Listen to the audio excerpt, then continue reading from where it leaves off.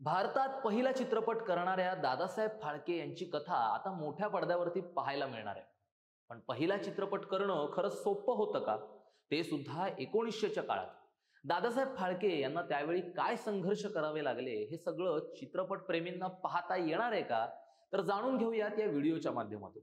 नमस्कार, मी अनिरुद्ध गांधी. कॅमेरावरती आहेत अविनाश सूर्यवंशी.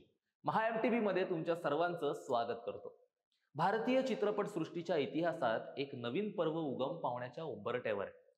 3 इडियट्स आणि PK सारख्या दर्जेदार सिनेमांमुळे प्रेक्षकांच्या मनात आपली वेगळी ओळख निर्माण करणारा अभिनेता आमिर खान आणि दिग्दर्शक राजकुमार हिरानी आता एक ऐतिहासिक आणि जबाबदारीने हाताळण्यासारखा विषय घेऊन येत आहेत. भारतीय चित्रपट सृष्टीचे जनक दादासाहेब फाळके यांच्या जीवनावरती आधारित हा बायोपिक. हा चित्रपट 30 एप्रिल 2027 रोजी प्रदर्शित होणार असल्याचं वृत्त आहे. ही तारीख फक्त एक रिलीज डेट नसून त्याचा दादासाहेब फाळके यांच्या 157व्या जयंतीशी खास संबंध आहे.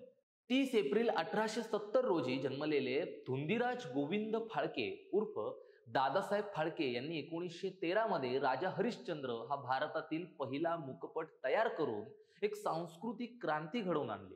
तेव्हापासून भारतीय चित्रपट सृष्टीचा प्रवास सुरू झाला आणि आज आपण या क्षेत्रात, या जगात अग्रेसर आहोत. या बायोपिकची प्री प्रोडक्शन प्रक्रिया ऑक्टोबर 2025 पासून सुरू होणार असून डिसेंबर 2025 मध्ये चित्रीकरणाला सुरुवात होणार आहे. 2026च्या मध्यापर्यंत चित्रपट पूर्ण करण्याची योजना आहे.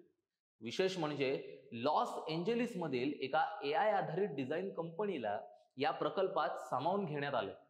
या कंपनीच्या सहाय्याने 1900च्या दशकातील भारताचे दृश्य, वास्तव, वातावरण, पोशाख, वेशभूषा, जुन्या कॅमेऱ्यांची रचना आणि त्या काळातील तंत्रज्ञानाचं दर्शन देखील घडवलं जाणार आहे. दादासाहेब फाळके यांचे बालपण नाशिक व त्र्यंबकेश्वर परिसरात गेले. लहानपणीच त्यांना चित्रकलेची आणि तंत्रज्ञानाची ओढ होती. त्यांनी JJ स्कूल ऑफ आर्ट मधून शिक्षण घेतले आणि नंतर फोटोग्राफी व प्रिंटिंग मध्ये आधुनिक तंत्र शिकण्यासाठी ते जर्मनीला गेले.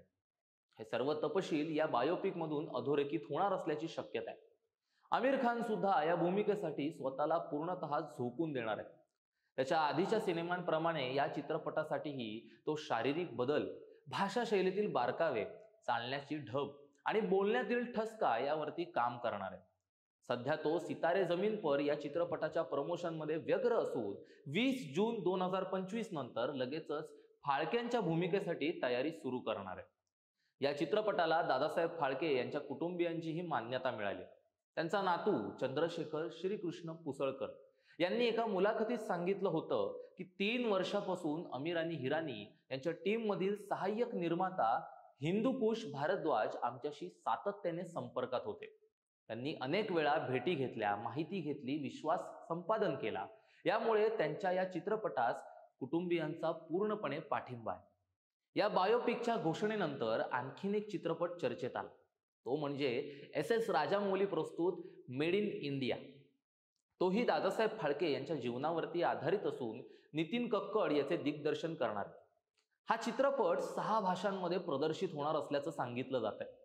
मात्र चंद्रशेखर पुसळकर यांनी हिरानी आमिरच्या प्रकल्पाला अधिक प्रामाणिक आणि संशोधनधारित मानत त्यांनाच पाठिंबा दिला.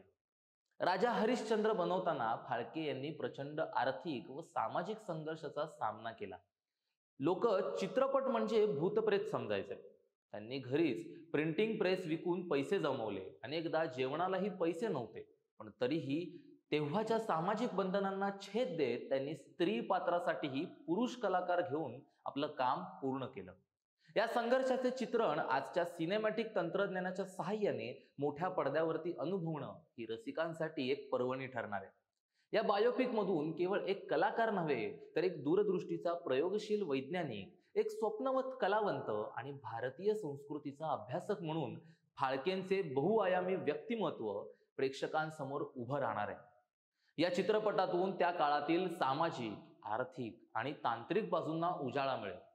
त्याचबरोबर तो भारतीय सिनेसृष्टीच्या उगमाची कहाणी नव्या पिढीसमोर देखील अगदी सहज पोहोचेल.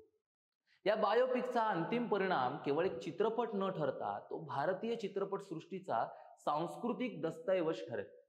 लगान, तारे जमीन पर आणि दंगल मधून सामाजिक विषयांवरती अत्यंत प्रभावी चित्रण करणाऱ्या आमिर खानची ही नवी भूमिका नक्कीच त्यांच्या कारकिर्दीत एक मोलाची भर घालेल. राजकुमार हिरानीच्या कथाकथन शैलीतून हे सगळं जेव्हा पडद्यावरती उभं राहील तेव्हा प्रेक्षकांना केवळ इतिहासच नाही तर प्रेरणा देखील मिळेल. 30 एप्रिल 2027 ही तारीख आता फक्त एक सिनेमाची रिलीज डेट राहिलेली नाही, तर ती भारतीय सिनेमाच्या मूळ प्रेरणेला वाहिलेली सन्मानाची दिवस भेट ठरणार आहे. तुम्हाला ही माहिती कशी वाटली हे आम्हाला कमेंट करून नक्की सांगा.